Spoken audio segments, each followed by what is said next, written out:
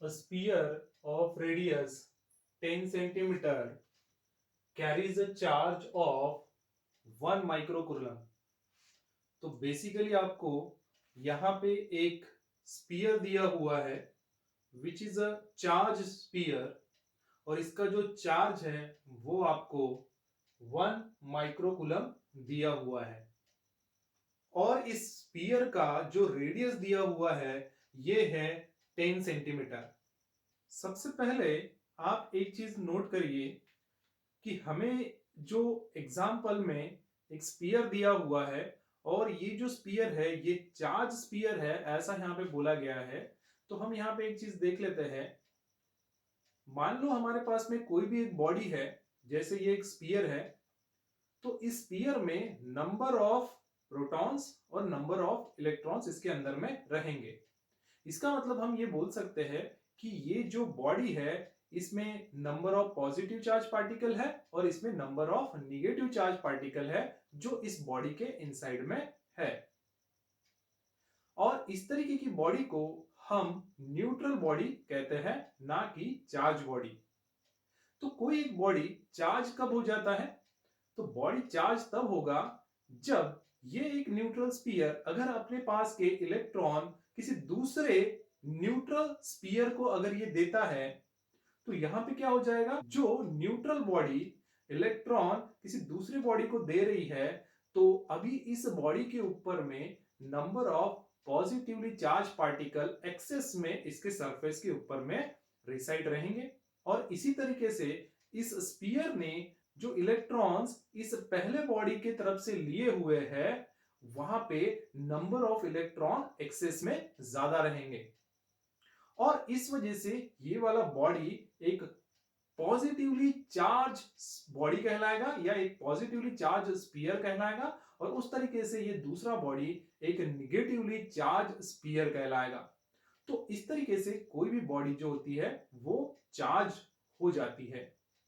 तो हम भी ऐसा ही एक एग्जांपल ले रहे हैं जहां पे एक स्पीयर लेंगे और वहां पे मान लेते हैं कि ये बॉडी कैसा है, पॉजिटिवली चार्ज बॉडी है। तो चलो डायग्राम बना लेते हैं। हमने ये चार्ज स्पीयर जो है वो ड्रॉ कर लिया है, और इस चार्ज स्पीयर में जो हमने चार्जेस लिए हैं वो लिए हैं पॉजिटिवली चार्ज पार्टिकल्स।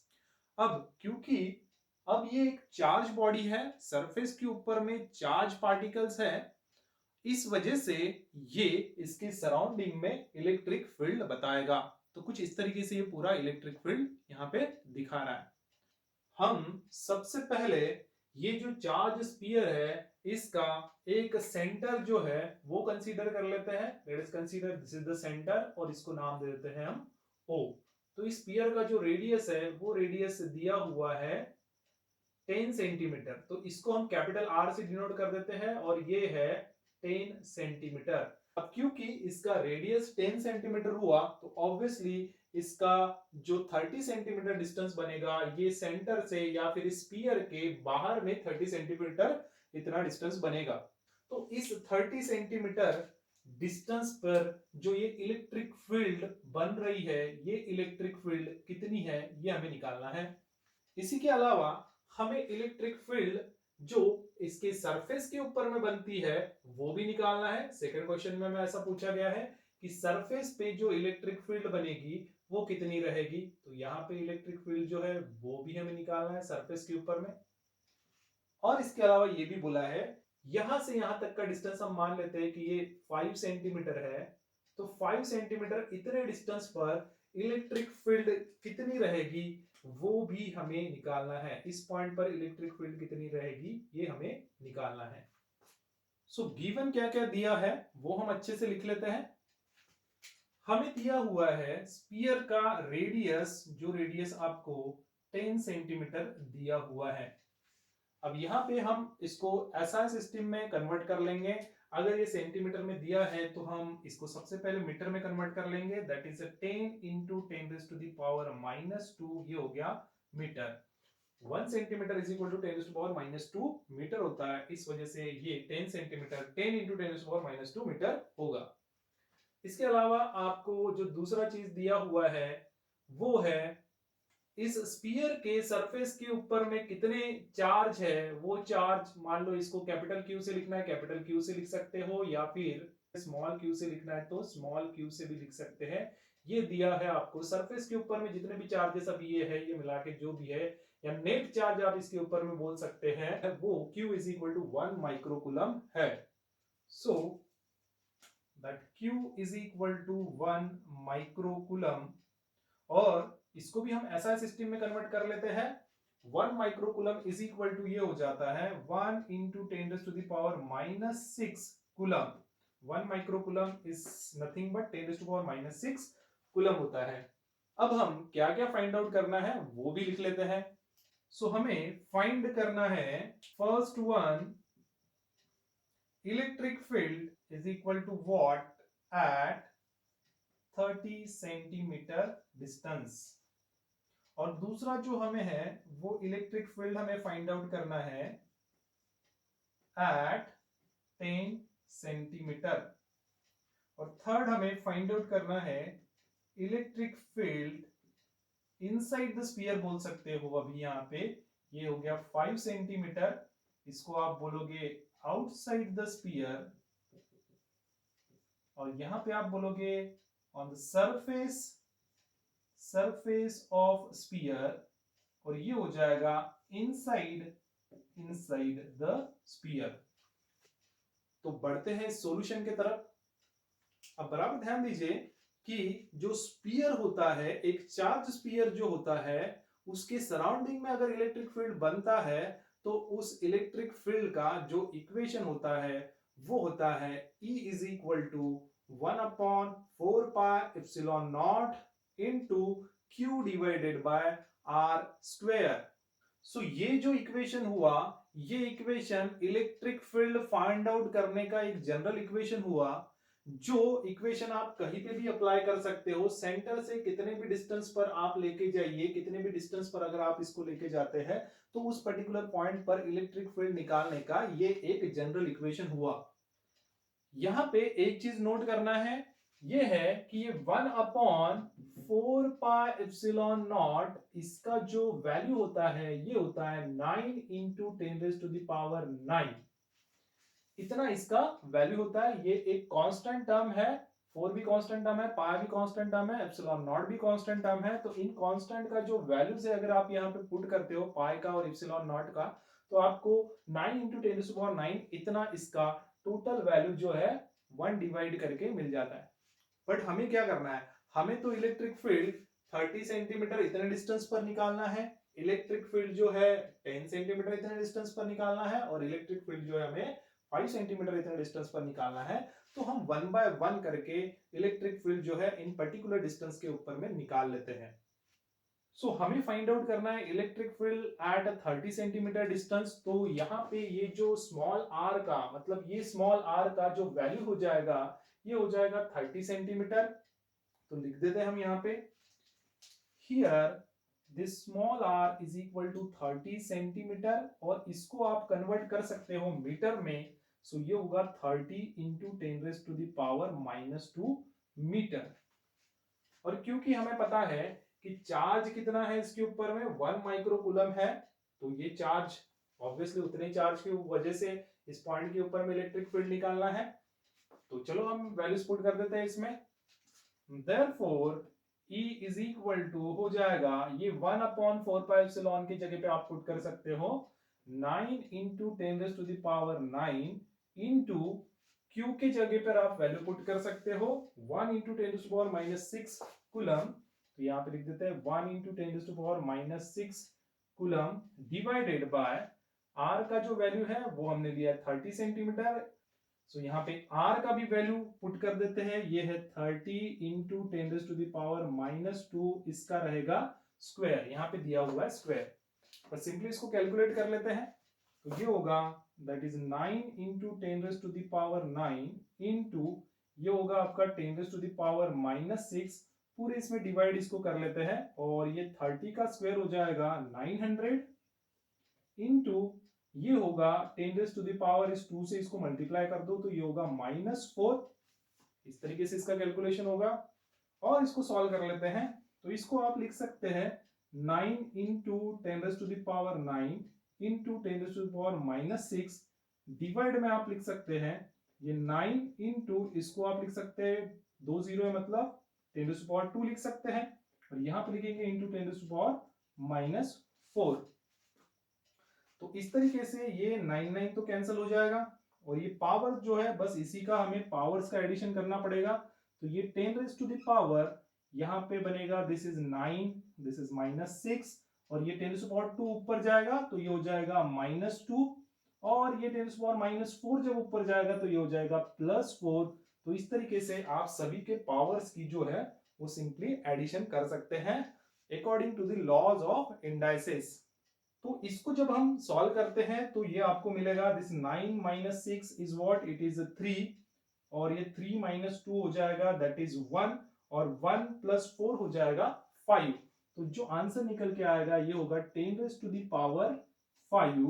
तो ये है इलेक्ट्रिक फील्ड न्यूटन पर coulomb. So R is equal to 30 centimetre या 30 इंटू 10⁻⁻2 मीटर, इतने डिस्टेंस पर जो इलेक्ट्रिक फील्ड बनती है वो बनती है 10⁵ न्यूटन पर कूलम। सो अब इस चार्ज स्फीयर के सरफेस के ऊपर में कितनी इलेक्ट्रिक फील्ड होती है वो भी हम निकाल लेते हैं। सरफेस ऑफ स्फीयर में बोल दिया तो इसका मतलब डिस्टेंस कितना हुआ, डिस्टेंस हुआ स्फीयर का ही रेडियस कैपिटल आर, और इसी वजह से ये जो स्मॉल आर है वो कैपिटल आर के बराबर हो जाएगा, और इसलिए हम लिखेंगे small R is equal to capital R, और इसका जो वैल्यू है ये है 10 सेंटीमीटर, और इस वजह से आप इसको लिख सकते हैं 10 into 10⁻⁻2 metre. So obviously electric field का जो इक्वेशन यहाँ पे लगेगा इस पर्टिकुलर पॉइंट पे भी तो यही इक्वेशन लगेगा। इसी इक्वेशन में हम सिर्फ r की वैल्यू चेंज करके बाकी की वैल्यूज पुट करके इस पर्टिकुलर पॉइंट पर इलेक्ट्रिक फील्ड कितना रहेगा वो हम निकाल सकते हैं। तो बस पुट कर देते हैं वैल्यूज। यहाँ पे इलेक्ट्रिक फील्ड हो जाएगा E इज इक्वल टू 1/4πε0 का वैल्यू होता है 9 इंटू 10⁹ तो ये लिख देंगे 9 इंटू 10⁹ इंटू Q, क्योंकि इतने ही चार्जेस की वजह से इलेक्ट्रिक फील्ड दिखाना है आपको, तो ऑब्वियसली Q का वैल्यू यहाँ पे वही रहेगा, दैट इज 1 इंटू 10⁻⁻6 कूलम हो जाएगा, डिवाइडेड बाय R का स्क्वायर, तो R है यहाँ से यहाँ तक का distance that is 10 centimetre, that is 10 into 10⁻⁻2 metre, इतना अगर हम पुट करते हैं और इसका हो जाएगा ये स्क्वायर। इसको सिंपली सॉल्व कर लेंगे, तो ये हो जाएगा 9 इंटू 10⁻9 इंटू ये होगा 10⁻6 डिवाइड में अगर आप इसको सॉल्व करते हो तो ये हो जाएगा 10 10 100, 10 का स्क्वायर मतलब 100 हो जाएगा, इंटू ये लिख सकते हैं आप 10⁻2 मल्टीप्लाई कर दीजिए, ये हो जाएगा -4। तो इसको आप लिख सकते हैं 10⁻2, तो इसको मैं लिख देता हूं this is what, this is 10⁻2, 100 को आप 10⁻2 लिख सकते हैं। अब इन सभी को मैं ऊपर लेके जाता हूं तो ये हो जाएगा 9 इंटू 10⁻, अभी इन सभी के पावर्स का एडिशन और सब्ट्रैक्शन जो होना है वो होगा। तो यहाँ पे लॉज ऑफ इंडाइसेस अगर हम लगाते हैं बेस सेम होने के कारण इनका जो पावर है यहाँ पे 9 लिख देता हूं, ये -6 ऊपर में है तो जैसे का वैसा, लेकिन नीचे का जब ऊपर जा रहा है ऊपर जाके हो जाएगा माइनस, तो यहाँ पे हम लिखेंगे -2, नीचे का जो 10⁻⁻4 है ये जब ऊपर जाएगा तो ये हो जाएगा +4, तो इसके आगे में मैं +4 करके लिख देता हूं। तो ये मेरा आंसर बनेगा 9 इंटू, अगर मैं इनके पावर्स को एडिशन करता हूं तो ये होगा 9 - 6 मतलब ये हो जाएगा 3, 3 - 2 मतलब ये हो जाएगा 1, और 1 + 4 मतलब हो जाएगा 5। तो यहाँ पे इलेक्ट्रिक फील्ड जो बनता है 9 इंटू 10⁵ न्यूटन पर कूलम, इतना इलेक्ट्रिक फील्ड ये चार्ज स्फीयर जिसके ऊपर में चार्जेस आपको 1 कूलम दिए हैं, इतनी चार्जेस की वजह से जो सरफेस पर इलेक्ट्रिक फील्ड बनाता है वो बनाता है 9 इंटू 10⁵ न्यूटन पर कूलम। अब जो है electric field inside the sphere कितना होता है वो भी हम निकाल लेते हैं, तो इसके लिए लिख देते हैं हम। सो बराबर ध्यान दीजिए, ये एक चार्ज स्फीयर है और इस चार्ज स्फीयर के इनसाइड में मैंने अगर कोई एक पर्टिकुलर पॉइंट सिलेक्ट कर लिया, इस पॉइंट के ऊपर में मैं बताना चाहता हूं कि इलेक्ट्रिक फील्ड क्या है, तो इस पॉइंट को थोड़ा सा हम एनलार्ज करके देख लेते हैं। एनलार्ज करके अगर हम इसका स्टडी करने जाएंगे तो ये पर्टिकुलर पॉइंट भी एक स्पीयर के समान आपको दिखेगा। और स्पीयर है तो स्पीयर का जो सरफेस एरिया बनेगा ये 4πr² आप इस तरीके से बोल सकते हो यहाँ पे। तो हमें ये देखना है कि ये जो स्पीयर है इसके सरफेस के ऊपर में कितने चार्जेस हैं। तो बेसिकली हमने क्या बोला है कि इनसाइड में तो number of positive charge particle और number of negative charge particle ये क्या होते हैं, सरीके होते हैं। Positive charge particle, negative charge particle, इनकी जो क्वांटिटी रहेंगी ये सभी सेम रहेंगी। तो इस वजह से ये जो आपने पॉइंट सिलेक्ट किया है इसको थोड़ा सा इनलार्ज करके अगर आप देखते हो तो इसके सरफेस के ऊपर में कोई भी नेट चार्ज आपको एक्वायर होते हुए नहीं दिखेगा, या सरफेस के ऊपर में कोई भी नेट चार्ज यहाँ पे नहीं रहेगा। इसकी वजह से आप ये बोल सकते हो कि ये सरफेस के ऊपर में जो Q का वैल्यू है, ये Q का वैल्यू कितना होता है, 0 होता है। क्योंकि ये positively charge particle excess charge particle है, ज्यादा के चार्ज पार्टिकल है, या फिर हम ये बोल सकते हैं कि नेट चार्ज पार्टिकल है। तो नेट चार्ज पार्टिकल तो इनसाइड द बॉडी होते ही नहीं है। इसमें total number of positively charge particle और total number of negatively charge particle equally distributed होते हैं। इस वजह से कोई भी एक्सेस चार्ज इसके अंदर में, या फिर एक इमेजिन करके स्फीयर भी आपने देख लिया तो भी उसकी सरफेस में कोई एक्सेस चार्ज आपको नहीं दिखते। इसी वजह से Q का वैल्यू जो हो जाता है वो हो जाता है 0। तो यहां पे आप ये बोल सकते हैं कि here at a distance r is equal to 5 centimeter, that is 5 into 10 to the power minus 2 metre, यहाँ पे चार्ज जो होता है ये हो जाता है 0, या नेट चार्ज जो रहता है वो नहीं रहता, वहां पे नेट चार्ज वहां पे एक्वायर नहीं होता।